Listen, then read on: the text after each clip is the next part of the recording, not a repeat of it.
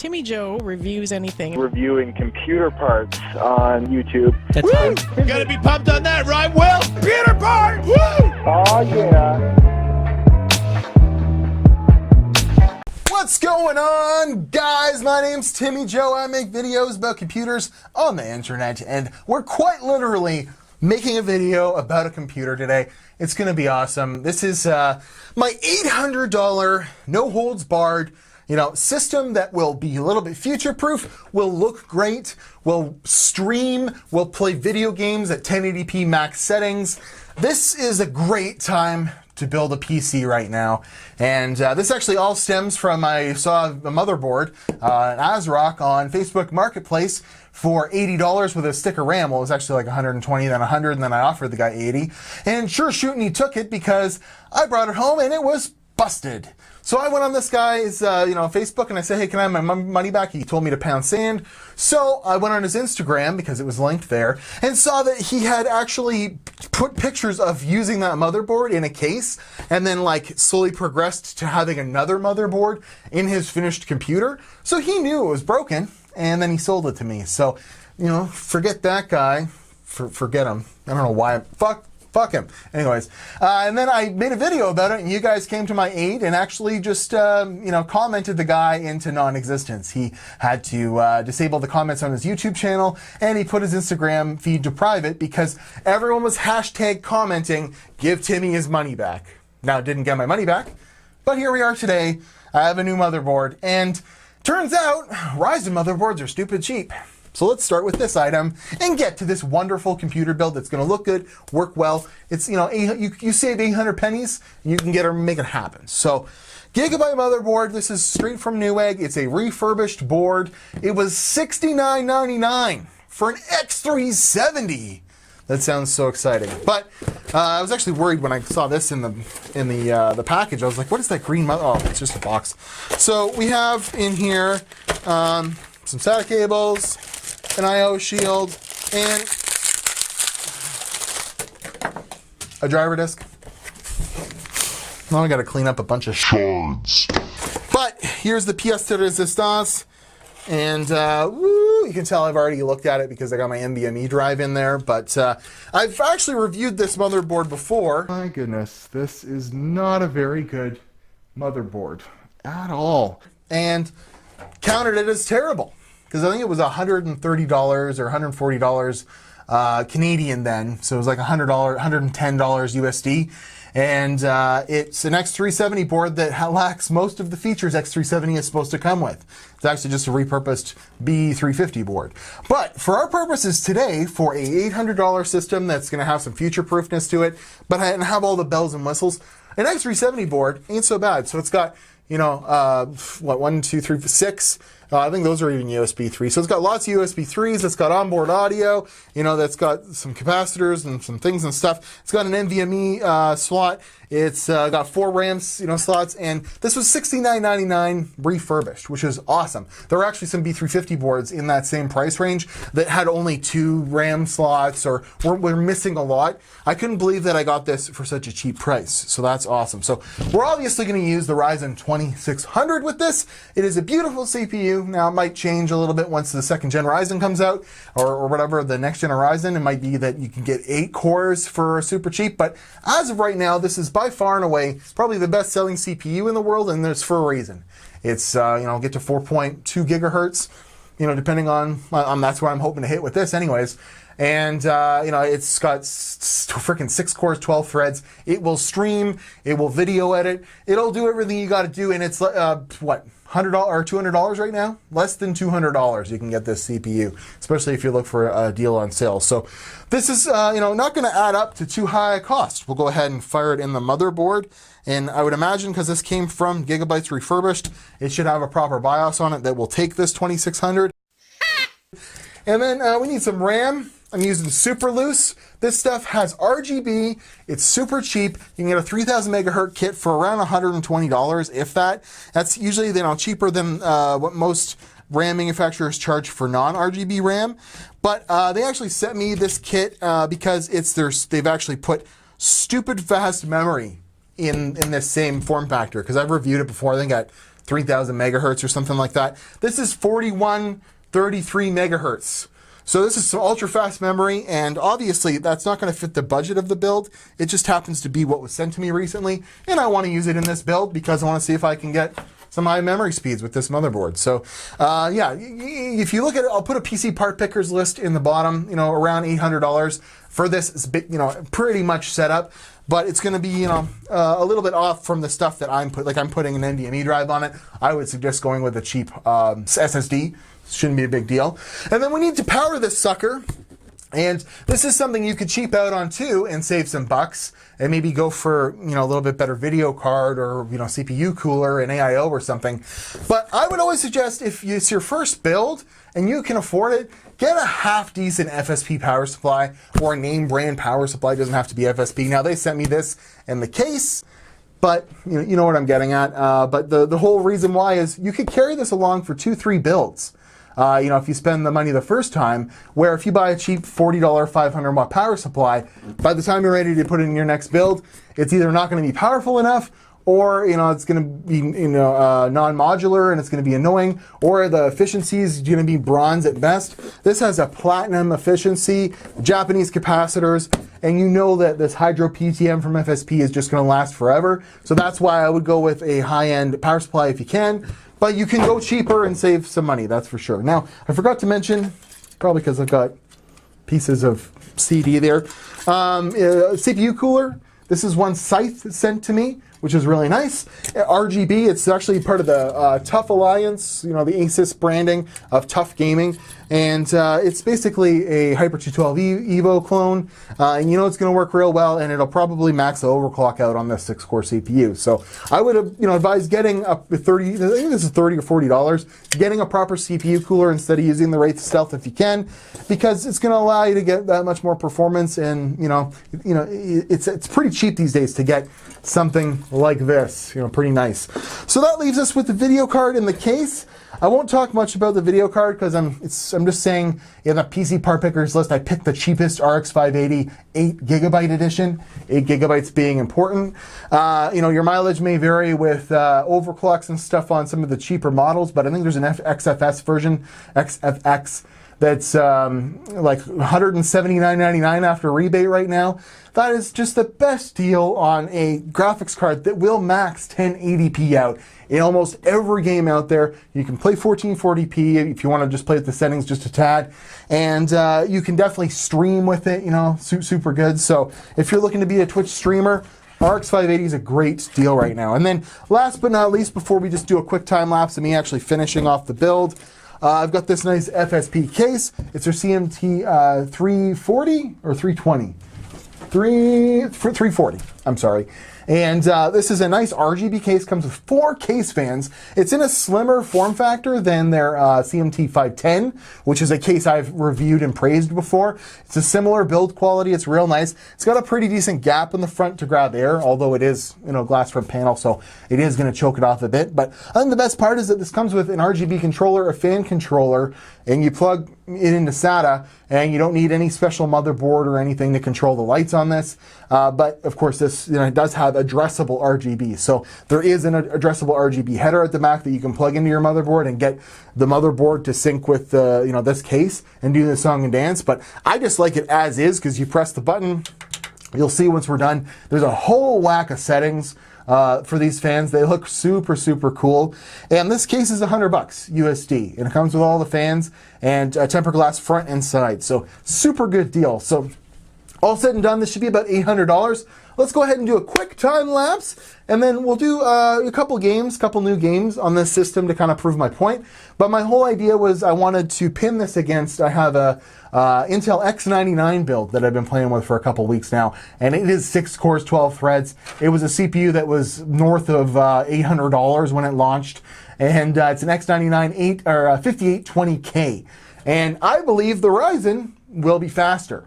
In games, maybe not so much in games, but definitely in synthetic benchmarks and IPC like Cinebench and stuff like that. So we're going to do a head-to-head video with the 5820K later. But for now, let's finish this build off. I can stop flapping my gums, and then we'll do a little summation at the end.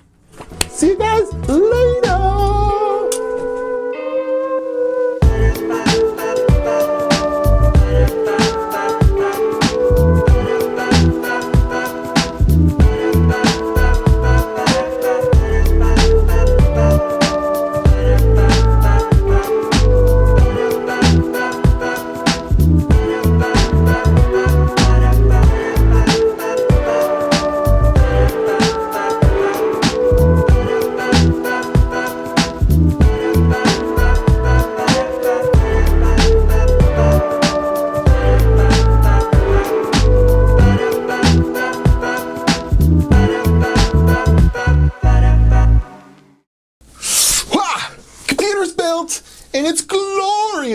It's wonderful. It's a great computer. It's the perfect computer at $800. You have $800, you can build the perfect computer with a Ryzen 2600.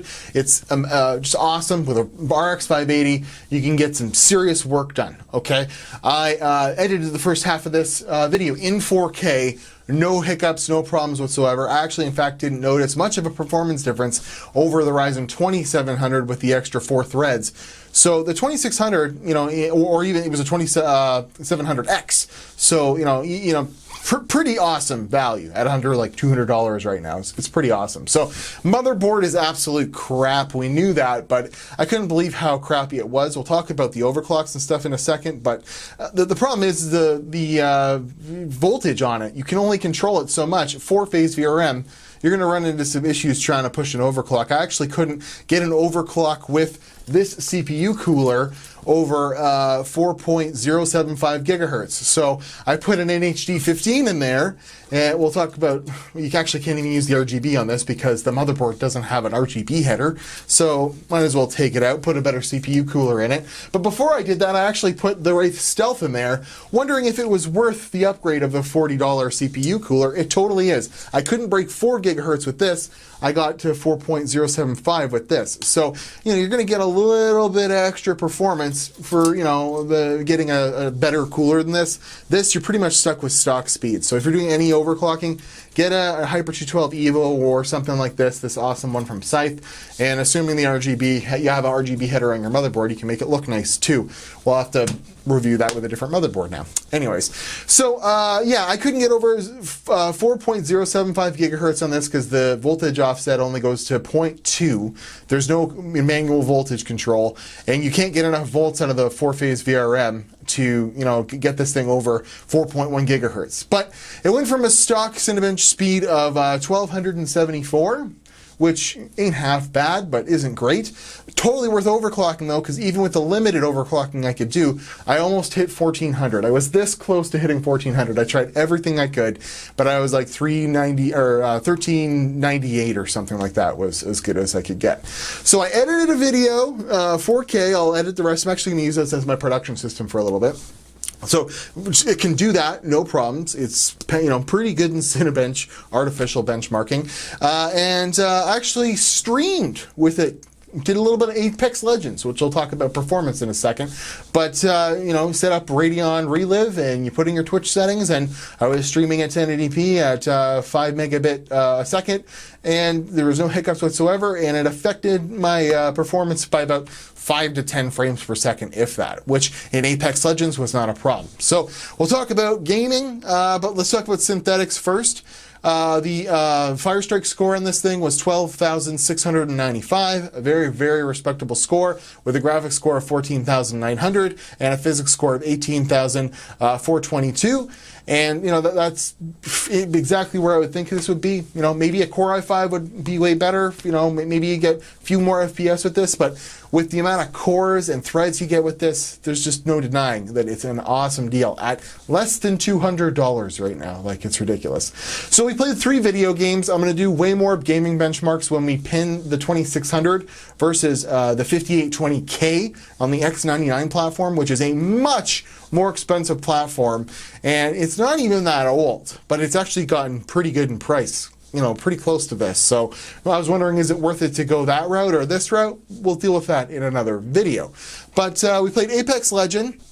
91 FPS average at 1080p, all the settings maxed out. That's a brand new game. It's from the Titanfall universe. It's like Fortnite or PUBG. It's a Battlegrounds style game, but I'm addicted to it. It's super, super awesome. I just, for some reason, it's just so well optimized that I just love it. And I'm going to keep playing it. Maybe I'll do some streaming. If you want to see some actual streaming, not just test streaming, let me know. But it had a 1% low of 58 and a 0.1% low of 53. So there wasn't any hiccups or anything, and when I was streaming, the FPS was maybe like 70 to 80, so we lost about 10 frames per second at the most. Streaming to Twitch at 1080p at 5 megabits a second, so not bad.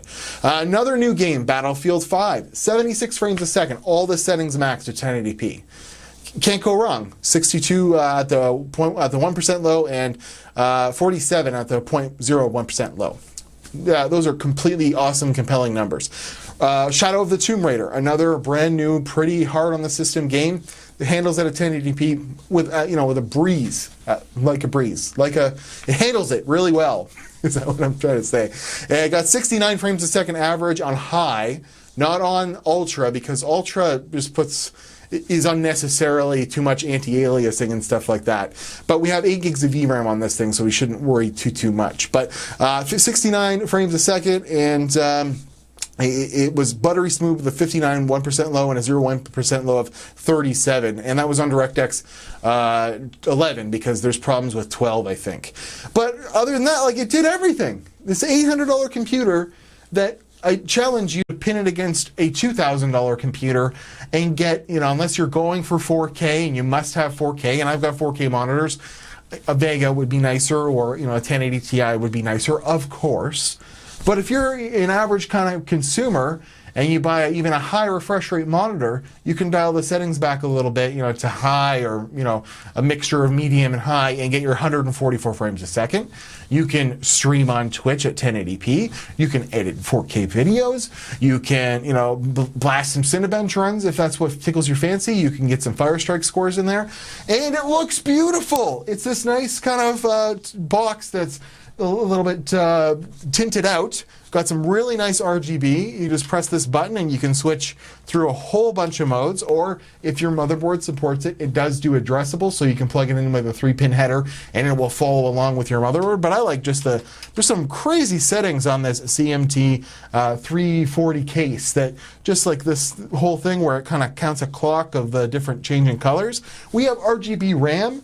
In the budget, we had an RGB cooler, so you can make your system look really nice and perform very, very well. Like, this is some pretty hot stuff. So I guess the last thing I should say is that, my system's worth more than $800, but the performance is going to be within 5%, if you just have, 3000 megahertz RAM instead of the crazy RAM I put in this. I actually was running the RAM at 3400 megahertz at CL16. So the RAM in here is much better than I suggest you buy in the PC part pickers list, as well as my hard drive's faster. But the core guts of this system, you can't deny $800. It's a wonderful time to build a PC right now and go all AMD. And I can only imagine that it's going to get better in the end of 2019. So there's that. So I'm at Watch Timmy Joe, Instagram and Twitter. Let me know if you want to see some more Apex Legends stuff. I really like that game. Yeah, this is going to be my little production machine, for now. But for around $800, you can really have an awesome computer these days, which about a year ago, this thing would probably be $1,100 or $1,200 as spec. So it's an awesome time to build a computer right now. There's no denying it. And it's only going to get better with the Ryzen 3rd generation, or whatever, Zen 2. So we'll look forward to that. But I'm at Watch Timmy Joe, Instagram and Twitter. Thank you very much for hearing me babble. I have a Patreon if you want to donate. It helps me buy parts to do this kind of video. And I accept donations, me at timmyjoe.com. But look forward to some more videos like this. I plan on doing a much cheaper version of this, trying to hit about the $500 mark by the end of the month or something like that. So look forward to that. I have ideas on what I can do to keep pretty close to this level of performance, but save a lot more going with bargain basement kind of cases and stuff like that. And I guess we went with the bargain basement motherboard, so there's that. But at Watch Timmy Joe, Instagram, Twitter. We'll see you guys in another video. Thank you very much for watching, and I'm gonna stop babbling.